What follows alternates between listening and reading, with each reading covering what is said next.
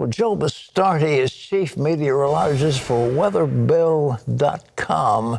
And Joe's joining us now. Joe, what is going on? Well, last week I was supposed to be on with you to prepare people for this. And of course, the impeachment got in the way. And that was really a shame because as a meteorologist, I was looking at the winter equivalent of a Cat 5 hurricane coming at these people. And yet we were occupied with whatever we were occupied with last week. I do know that the Texas governor got very proactive and right on top of it Friday night and really took steps to get their state ready. But this has been something where, and it's something I see more and more today, Pastor, in that people ignore what is real for what isn't real, especially when it comes to nature. And then what will happen after this is that people will start blaming climate change, the very same people who didn't have any idea this was coming. Now, I work for a company that supplies forecasts for electric companies, hedge funds, salt. We have huge salt clients. So they were prepared for this early last week, right? And they knew what was coming down in there. And this has all been evolving. Folks, the weather is not a snapshot. Too often, people show up at the one scene of the movie and say, where did this come from? This has been evolving since early January. You can see it go on. And so we're reaching the peak this week. As far as New York City, they're not getting anything from this storm that's down in Texas now. They're going to get it on Thursday night or Friday, I think, some. But the problem with this storm in Texas, and Texas is the heart of things, even though the Midwest is going to be very bad, they know how to plow snow in the Midwest, and they know about cold weather in the Midwest. It's not going to melt off. And another storm is coming, and this one is predominantly freezing rain between I-10 and I-20 in Texas and to the east of I-35. That's coming Wednesday and Wednesday night. So you've got snow with freezing rain on top of it. In addition, power outages, over 2 million people without power in Texas now, 2 million customers. These rotating power outages are going to continue. Now, when you look at the situation in Texas, where if you've ever driven, and I love Texas, I've been down there many times. I grew up at A&M. You drive those back roads, those ranches out there aren't South Fork. And those people going without power with wind chills near or below zero, it becomes a life-threatening situation. The citrus industry is getting hit. The marine industry is getting hit. Electric grid, people have to stay off the roads. The good news is this is not the atmospheric apocalypse. The reason we knew this was coming was we had maps of 1899, and lo and behold, the computer model was predicting what the map looked like in 1899. I said, hey, Joe, guess what?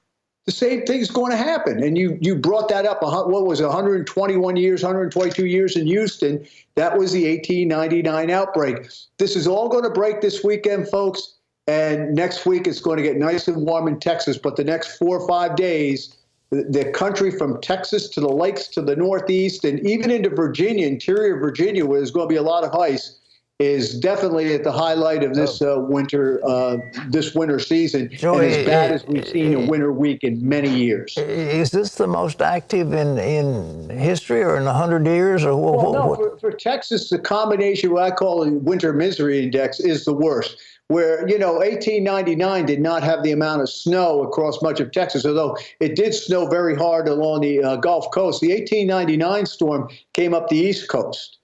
This one is going up through the Ohio Valley. That's the people who are going to get hammered 6 to 12, locally 18 inches of snow after this. So there's a little bit of a difference in the end game. What I didn't see happen in 1899 was 2 or 3 days later, another big snow and ice storm across Texas. And if you look at the 83 and 89 outbreaks, so you see what I do is I go back and look at all this stuff and study it. I have no life except God, my family, and this stuff. So what happens is there was a tremendous amount of ecological damage. It's down to 23 in the citrus growing areas, and it's going to stay there for 4 or 5 hours. So chances are the agricultural in the low Rio Grande valleys, just nothing but agriculture, that's going to take a big hit in there too. When you total this up, when you start looking at ice bringing down trees and power lines later in the week, this 5-day period relative to winter, okay? Relative to winter is going to be as extreme as a Category 5 hurricane is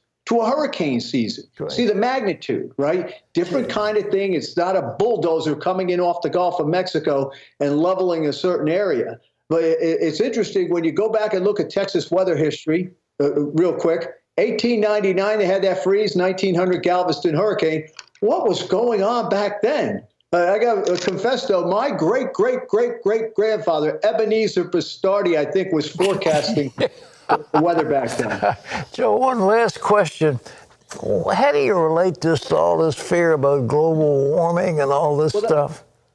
Well, that's what I was going to say. First of all, it's happened before. That's how come we picked it up in my company so quick. You know, what I do is I got this pretty face and I'm on TV with you, Pastor, but that's not what I really do, okay? I forecast the long range for companies. So if you know what happened yesterday, you know what's going to happen tomorrow, or you have only God knows tomorrow, but you have an idea. But no, it's a matter of what weather can do. And see, that's the problem I have today with a lot of people. They do not respect what nature and nature's God has created. So they just think, oh, my goodness, this is the end of the world. They're not paying attention before. And yet you can see these things setting up from a long way off. Now, I can't nail the absolute detail. I couldn't tell you back Monday, we go, oh, it's going to go 15 in Houston instead of 14 or whatever. What we told people was it'd be in the teens with wind chills near zero. It's going to snow and ice, right? But it's happened before. And if you understand that, it gives you perspective, which I think is lost in a lot of things today. But hey, that's a 65-year-old guy probably looking back at his past. Okay. Joe, thank you so much for that insight. We appreciate you. Come back with the next time out. All right.